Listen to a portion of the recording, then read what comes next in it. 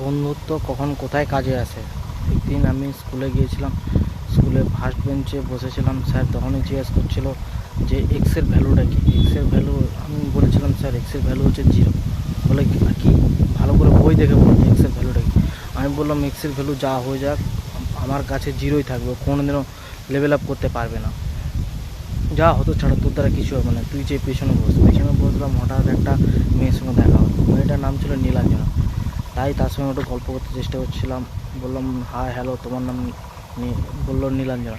এলে কিছুক্ষণ গল্প করার পর তার একটা বয়ফ্রেন্ড সে আমাকে দেখে ফেললো। সে বললো ক্লাসটা শেষ হোক, তো তারপর তুই রুমের বাইরে, তারপর তোর সঙ্গে কথা আছে। রুমের বাইরে আসতেই ও আর ওর 5-6 জন দোস্ত বন্ধু এসে গেল। 5-6 জনের মধ্যে 2-3 জন ছিল বাঙালি, 2জন মুসলিম আর একজন খ্রিস্টান। তারা যেন গোটা ইন্ডিয়া নিয়ে এসছে আমার সঙ্গে মারপিট করে যান।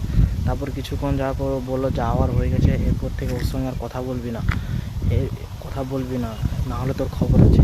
এই বলে বললো তোর যদি কিছু বলার থাকে বল। আমি বললাম কি আর বলবো, আমার কাছে তো কিছু বলার নেই, আমি একটা বন্ধুকে ফোন করতে চাই।